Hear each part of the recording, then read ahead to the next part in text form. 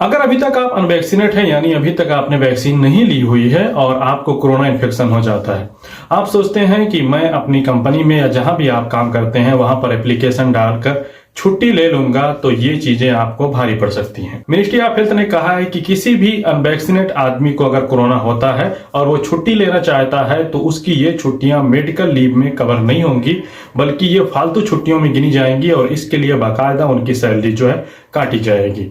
ये खबर सऊदी अरब के ऑफिशियल न्यूज़पेपर ओकाज यानी कि सऊदी गजट ने आज मिनिस्ट्री ऑफ हेल्थ के हवाले से पोस्ट की, जिसमें कहा गया है कि जो लोग अनवैक्सीनेट हैं उनको अगर कोरोना इन्फेक्शन होता है, वो छुट्टी लेना चाहते हैं मेडिकल लगाकर, तो उनको इसकी छुट्टी नहीं मिलेगी।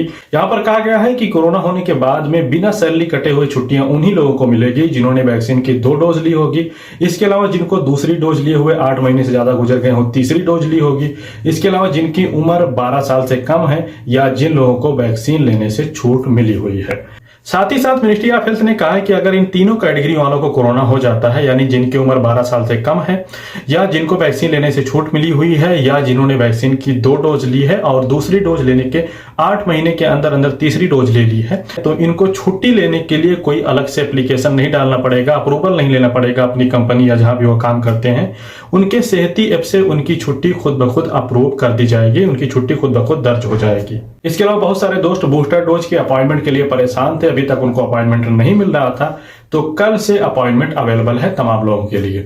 चूंकि मैं रियाद में हूं तो मैं सिर्फ आपको रियाद का ही बता सकता हूं, क्योंकि सेहती ऐप जो है वो आपकी करंट लोकेशन के हिसाब से बताता है, तो यहाँ पर मुझे सिर्फ रियाद का ही दिखाई देगा। तो रियाद में बहुत सारे हॉस्पिटल में कम से कम 20 हॉस्पिटल में अपॉइंटमेंट अवेलेबल है। तो आप लोग जो है ट्राई करें और इसके अलावा अपनी वैक्सीन बुक करें और वैक्सीन लें। खासतौर पर जिन लोगों को छुट्टियों पर जाना है या फाइनल एग्जिट जाना है, वो लोग अपनी वैक्सीन जरूर लें। बात करें सऊदी अरब के कोरोना केसेस की, तो आज 4884 कोरोना के नए केसेस सामने आए, लेकिन यहाँ पर अच्छी बात यह है कि 6090 लोगों ने रिकवरी की, यानी जितने लोगों को कोरोना हुआ उससे ज्यादा लोग जो है रिकवर हो चुके हैं। इसके अलावा 591 लोगों की हालत गंभीर है और 2 लोगों की मौत भी हो चुकी है। इसके अलावा मिनिस्ट्री ऑफ इंटीरियर की तरफ से कहा गया है कि अगर कोई भी शख्स कोरोना वायरस के बारे में गलत जानकारियां फैलाता है, अफवाह फैलाता है, तो ऐसे लोगों पर 1 लाख रियाल से लेकर 5 लाख रियाल तक का जुर्माना किया जा सकता है। इसके अलावा उन्हें 5 साल की सजा भी हो सकती है। आपका जुर्म, आपका अपराध ज्यादा बड़ा है, आपने बहुत सारे लोगों को गुमराह किया है, बहुत सारे लोगों को डराया है, तो ये दोनों सजाएं एक साथ लागू की जा सकती हैं। आप लोगों ने देखा होगा कि कुछ लोगों ने पूरे शरीर में जो है टेप चिपकाकर वैक्सीन का मजाक उड़ाया है। इसके अलावा और भी बहुत सारे वीडियोस आप लोगों ने देखे होंगे इन तमाम चीजों के बारे में। तो तमाम दोस्त जो इस तरह से करते हैं वो एहतियात बरतें। मैं सिर्फ यहाँ पर आपको एहतियात के बारे में ही कह सकता हूँ, बाकी आप लोग क्या करते हैं ये आपकी मर्जी है। तो ध्यान रखें, अगर आप लोगों को मिस इन्फॉर्मेशन देते हैं, कोरोना वायरस के बारे में मिसगाइड करते हैं, तो आपके ऊपर 1 लाख रियाल से 5 लाख रियाल का जुर्माना, इसके अलावा 5 साल की सजा भी हो सकती है। और आखिर में एक बहुत ही इंपॉर्टेंट चीज, बहुत गौर से सुने और इस चीज को जो अभी ईमेल आपकी स्क्रीन पर दिख रहा है इसको नोट कर ले तमाम दोस्त। तो अभी जो है जैसे कि यहाँ सऊदी अरब में आप हैं, आपकी कोई भी प्रॉब्लम हो, जैसे कि ये आपका फॉल्ट ना हो बल्कि कुछ इलीगल जैसी प्रॉब्लम है, जैसे कि आपका इकामा खत्म है, आपको घर जाना है या कफील ने आपके ऊपर हुरूब लगा दिया है या सैलरी नहीं दे रहा है या कोई दूसरी प्रॉब्लम है, किसी भी तरह की कोई भी प्रॉब्लम है यहाँ पर सऊदी अरब में जिसके लिए आपको एम्बेसी की जरूरत है, तो ये ईमेल जो है इस पर आप अपनी प्रॉब्लम लिखकर बता सकते हैं। जब भी आप अपनी प्रॉब्लम लिखें तो उसमें अपने पासपोर्ट का फोटो, अपना फोन नंबर और इसके अलावा अपना इकामा नंबर जरूर भेजें।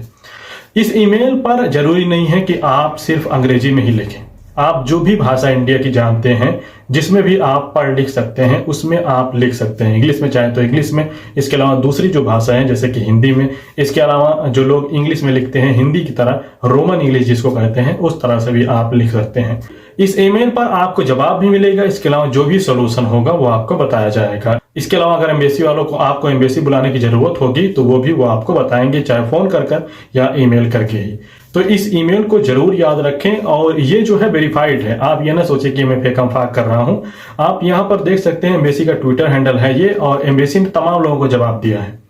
तो जिन जिन को भी वो जवाब देते हैं, जो कोई भी उनसे प्रॉब्लम पूछता है तो वो सबको ये बताते हैं कि ये जो ईमेल है, जैसा कि मैंने अभी आपको स्क्रीन पर बताया, इस ईमेल पर अपनी प्रॉब्लम लिखकर भेजें। तो आप लोगों को भी जो प्रॉब्लम हो उस पर अपनी प्रॉब्लम लिखकर भेजें, और कोई सवाल रहे तो भी आप इस ईमेल पर मेल करके पूछ सकते हैं। और आखिर में इतना कहना चाहूंगा कि आप तमाम लोग जो है वो ट्विटर पर आए। ट्विटर पर आए, फेसबुक, टिकटॉक या कहीं पर भी आप दूसरे सोशल मीडिया हैंडल्स पर आप वीडियो बनाते रहें, कुछ भी करते रहें, उससे कोई फर्क नहीं पड़ने वाला। लेकिन ट्विटर पर आने के बाद में आपको बहुत सारी जानकारियां भी मिलेंगी। ये जितनी भी जानकारियां मैं आप लोगों को देता हूं, ये लगभग सारी जानकारियां जो है ट्विटर पर ही मिलती हैं। ट्विटर से ही मैं आपको बताता हूं।